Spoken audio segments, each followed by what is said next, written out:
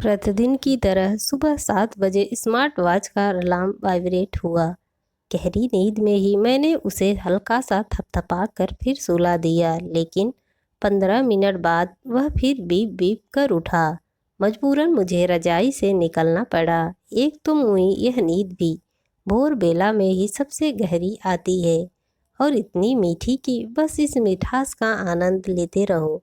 School के दिनों में एक कविता पढ़ी थी, पुष्प की अभिलाषा। चाह नहीं मैं सुरबाला के गहनों में गूथा जाऊं, चाह नहीं देवों कोई सिर चढ़ूं और भाग्य पर इटलाऊं। मुझे तोड़ लेना वनमाली। पता नहीं पुष्प की अभिलाषा पूरी हुई या नहीं, पर मेरी भी एक अभिलाषा है सवेरे देर तक सोते रहने की। देखो कब पूरी होती है। एक भरपूर अंगड़ाई लेकर मैंने बेमन से बिस्तर छोड़ा और रसोई में जाकर बेटे का टिफ़िन तैयार करने लगी। एक तो यह आधी नींद में टिफ़िन बनाने से जाने से कब छुटकारा मिलेगा। शादी के तुरंत बाद यही जिम्मेदारी पहले पति के लिए निभानी पड़ती थी, फिर काफ़ी समय तक पति और बेटे दोनों के लिए निभानी पड़ी। बड़ा अजीब लगता था सवेरे उठकर पूरा खाना बनाना और हाथों हाथ आधे से ज़्यादा टिफ़िनों में भर देना। बचा खाना अपने लिए एक टिफ़िन में भरकर मैं सारे बर्तन धुलवा लेती थी, क्योंकि तब भाई एक ही वक्त आती थी। संक्षेप में कहूँ तो मेरा और सवेरे के टिफ़िन का जन्म जन्मांतर का साथ है, और सवेरे की मीठी नींद और मेरा जन्म जन्मांतर का वैर है। जब से होश संभाला है, स्कूल जाने के लिए सवेरे जल्दी उठकर तैयार होना ही पड़ता था। यही सिलसिला कॉलेज जाने तक भी जारी रहा। पढ़ाई पूरी होते ही शादी हो गई। ससुराल में सास ससुर पर अच्छे इम्प्रेशन के लिए सवेरे जल्दी उठकर नींद में ही 2 मग पानी डालकर साड़ी लपेटकर कमरे से बाहर आना होता था। यह सोचकर संतोष कर लेती थी कि चलो थोड़े नहीं दिनों की बात है, जब पति के साथ दूसरे शहर में रहूंगी तब सवेरे की नींद का भरपूर आनंद उठाऊंगी। पर हाय रे किस्मत, दूर के ढोल सुहावन ही होते हैं। सुना तो था, प्रमाण यहाँ आकर मिला। बहुत दिनों तक कैंटीन का खा पी लिया। अब सवेरे तुम्हारे हाथों का गर्मा गर्म नाश्ता खाकर और स्वादिष्ट पैकेट लंच लेकर निकलूँगा। शादीशुदा जिंदगी का यही तो मज़ा है। पति ने इतने प्यार और अरमान से अपनी इच्छा जाहिर की थी कि मुझे उनकी आशाओं पर तुरसारपत करना उचित नहीं लगा। उनका मज़ा मेरे लिए हमेशा की सज़ा बन गई। यहाँ तक कि रात के मधुर पलों में भी मेरा दिमाग सवेरे के नाश्ते खाने में ही उलझा रहता। क्या बन जाएगा जल्दी से, क्या सामान है घर में, क्या मंगाना है। और जब पेट में चिक्कू के लिए आने की सुगबुगाहट हुई तो बच्ची खुशी नींद भी उड़ गई। पहले मॉर्निंग सिकनेस ने मीठी नींद तो दुलती झाड़ी रही सही कसर अंदर से पड़ने वाली दुलतियों ने पूरी कर दी। जब मैं जग रही होती वह अंदर से चैन की नींद सोया रहता, और जब मैं सोना चाहती उसकी अंदर से दुलतियाँ शुरू हो जाती। जन्म के बाद और काफ़ी बड़े हो जाने के बाद भी उसने यह 36 का आंकड़ा निभाया। किसी के सामने दुखड़ा भी रोती तो यही सुनने को मिलता, सब बच्चे ऐसे ही करते हैं, तुम्हारे कौन से अनोखे हैं। मैंने सोचा जब यह स्कूल जाने लगेगा तब मैं चैन की नींद सोऊंगी। उसका नर्सरी में एडमिशन करवा कर मैंने चैन की नींद लेने का ख्याली पुलाव पकाना आरंभ कर दिया कि पुलाव की खिचड़ी बनाने में पेट में मोनू महाशय कूद पड़े। ठीक समझे आप, मैं दोबारा गर्भवती हो गई थी। एक बार फिर वही 36 के आंकड़े वाला साइकिल दोहराया गया। साथ ही आधी नींद में सवेरे जल्दी उठकर 2-2 टिफ़िन बनाने का सिलसिला भी चलता रहा, एक पति का और एक चीकू का। जब पति थोड़ी सीनियर पोजीशन पर आ गए और हमने उनके ऑफिस के पास ही घर ले लिया तो उनका टिफ़िन बंद हो गया, लेकिन तब तक मोनू का टिफ़िन शुरू हो गया था। हाँ, अलार्म क्लॉक की टन टन की जगह अब मोबाइल का अलार्म टोन की जगह ने ले ली थी। लेकिन उससे क्या फ़र्क पड़ने वाला था। चाकू खरबूजे पर गिरे या खरबूजा चाकू पर, कटना तो हर हाल में खरबूजे को ही था। सवेरे की मीठी नींद के लिए तरसना तो मुझे ही था। दिन में सबके चले जाने के बाद सोने का प्रयास करती तो एक आध झपकी जरूर ले लेती, पर सवेरे वाली मीठी नींद की क्रेविंग हमेशा बनी रही। अब तो मैंने उसके बारे में सोचना ही छोड़ दिया था। जो चीज़ भाग्य में ही नहीं, उसके पीछे क्यों भागना। दिन की नींद ख्वाबों को बनाने में गुजर गई और रात की नींद बच्चों को सुलाने में गुजर गई। जिस घर में मेरे नाम की शक्ति भी नहीं, मेरी सारी उम्र उस घर को सजाने में गुजर गई। पर कहते हैं ना, जिस चीज़ से विमुख होना चाहो उसकी कमी और शिद्दत से महसूस होती है। चीकू इंजीनियरिंग करने बाहर चला गया और मोनू ने सीए ज्वाइन कर लिया तो दबी हुई लालसा फिर जाग उठी। अब टिफिन का झंझट समाप्त हुआ। सुबह देर तक सोऊंगी, पर पता चला मोनू को सवेरे कोचिंग में जाना है। वहाँ से सीधे आर्टिकलशिप के लिए ऑफिस चला जाएगा और शाम को ही घर लौटेगा। फिर खाना पीना। मेरी ममता ने पहला सवाल यही किया था। ठेले वगैरह पर कुछ खा लूँगा माँ, आप परेशान मत हो। अरे कैसी बात कर रहा है, ठेलों का खाकर बीमार पड़ना है क्या? फिर एक दो दिन की बात थोड़े नहीं है, ऊपर से पढ़ाई की मार अलग है। मैं सवेरे जल्दी उठकर 2 तरह के टिफ़िन तैयार कर दूंगी, अलग अलग वक्त पर खा लेना। कुछ सूखे नाश्ते भी डाल दिया करूंगी। थर्मस में छाछ जूस। मीठी नींद पर ममता हावी हो गई और जब तक मोनू सीए नहीं बन गया, यह ममता हावी ही रहा।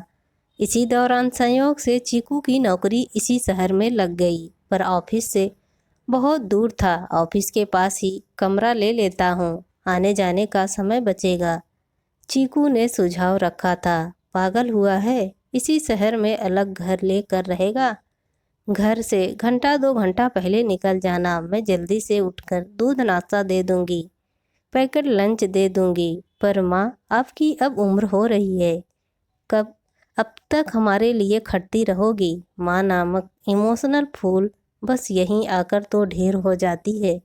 अरे अब तो मैं इतनी अभ्यस्त हो गई हूँ कि नींद में भी टिफ़िन बना सकती हूँ। बल्कि सोचती हूँ कि कभी जल्दी उठकर टिफ़िन बनाना छूट गया तो मैं कैसे रहूँगी, क्या करूँगी। सबकी हंसी छूट गई थी। मेरी सदाबहार दिनचर्या सदाबहार ही बनी रही। अब तो पति भी रिटायर हो गए थे, मैं तो रिटायर हो गया। पर तुम यह सवेरे जल्दी उठकर टिफ़िन बनाने की ड्यूटी से शायद कभी रिटायर नहीं होगी। घूरे के दिन भी फिरते हैं, मेरे भी फिरने वाले हैं। मैंने रहस्यमयी मुस्कान बिखेरी। कैसे? कानपुर वाली बुआ जी ने एक रिश्ता भेजा है हमारे चीकू के लिए। यह देखिए बायोडाटा कुंडली। इधर घर में बहू का आगमन, उधर मेरा रसोई से बहिर्गमन। फिर तो देर तक तान कर सोऊंगी। बरसों से सीने में दफन अरमान फिर से हुलस कर अंगड़ाई लेने लगे थे। शाम को चीकू को फोटो बायोडाटा दिखाया तो वह बिदक गया। मुझसे तो पूछ लिया होता, मैं अभी शादी के लिए तैयार नहीं हूँ। बहुत समझाने कुरेदने पर पिटारा खोला कि जनाब अपनी एक सहकर्मी से प्यार में हैं और उसी से शादी रचाएंगे। अरे तो पहले क्यों नहीं बताया? चट मंगनी पट ब्याह की तर्ज पर हम तुरंत ब्याह रचा कर बहू घर ले आए।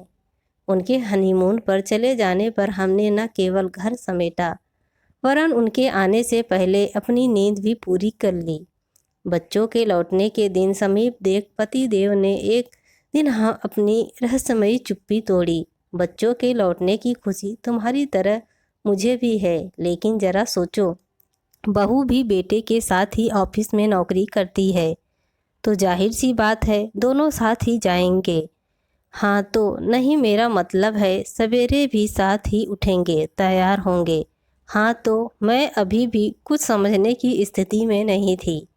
नहीं मतलब तुम्हारी फिर से वही दिनचर्या शुरू हो जाएगी। सवेरे जल्दी उठना, टिफ़िन। ओह, तो यह चिंता सताए जा रही है आपको। गलती मेरी ही है। मैं ही घर समेटने में ऐसी मगलसूल हो गई की थी कि आपको बताना ही भूल गई। दरअसल जाने से 2 दिन पूर्व दया मेरे पास आई थी। कुछ संकुचा सी रही थी। मैंने पूछा, जाने की तैयारी हो गई? कुछ चाहिए तो नहीं? साथ ले जाने के लिए काफ़ी सूखा नाश्ता तो मैंने बना दिया है, बाकी तुम अपनी रुचि अनुसार रख लो। हमें परस्पर एक दूसरे की रुचि, आदतें, स्वभाव आदि जानने में कुछ वक्त तो लगेगा ही। जी वही बताना चाह रही थी। मुझे सवेरे देर तक सोने की बुरी आदत है। बहुत कोशिश कर ली, मम्मी पापा ने भी बहुत समझाया, पर क्या करूं, मुझे सवेरे की ही मीठी नींद आती है।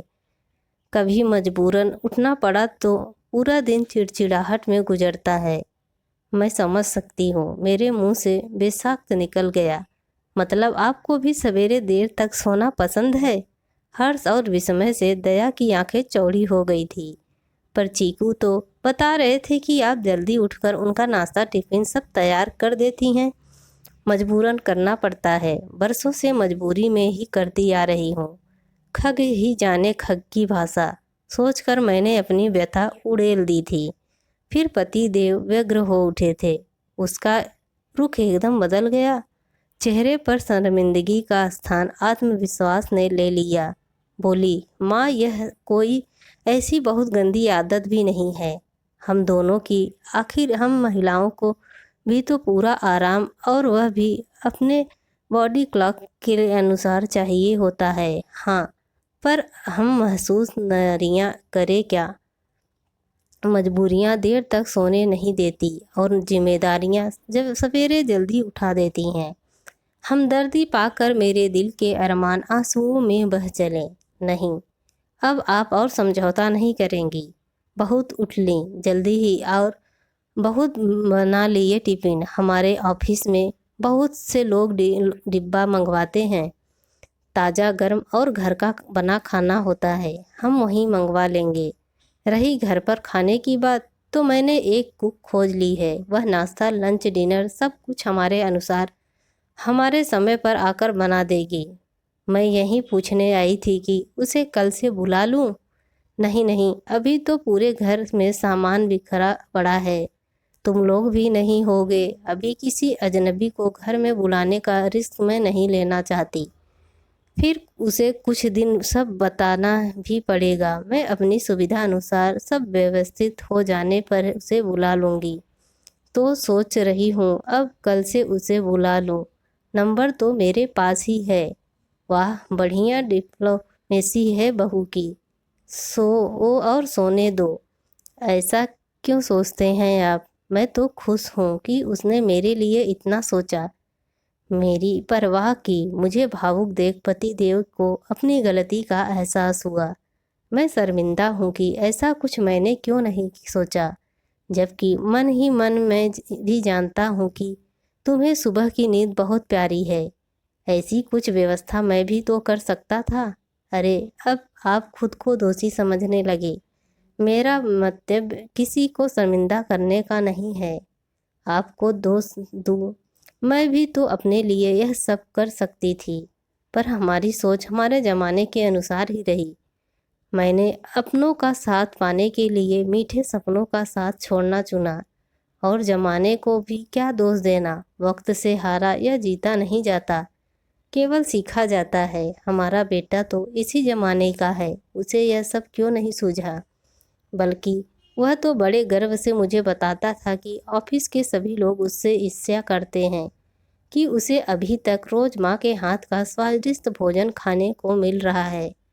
वो तो दया ने बताया कि उनके ऑफिस में आने वाले डिब्बे का खाना एक ज़रूरतमंद माँ के हाथों से बना खाना ही है। यह बहू की डिप्लोमेसी नहीं, आज की पीढ़ी की जियो और जीने दो की पॉलिसी है। और सबसे बड़ी बात, मुझ तुच्छ की एक तुच्छ सी अभिलाषा पूरी होने जा रही है। चाह नहीं मैं गहनों से लादी जाऊं, चाह नहीं मैं पान के पत्ते से फेरी जाऊं। पति देव का समस्त स्वर में कविता पाठ शुरू हो गया, तो मैं भी पीछे नहीं रही। मुझे मीठी नींद सोने देना मेरे भरतार। इस तुच्छ को है मात्र एक तकिए और चादर की दरकार। दोस्तों, आप सबको यह स्टोरी कैसी लगी प्लीज़ कमेंट करके ज़रूर बताएं, और मेरे चैनल को लाइक एंड सब्सक्राइब ज़रूर करें।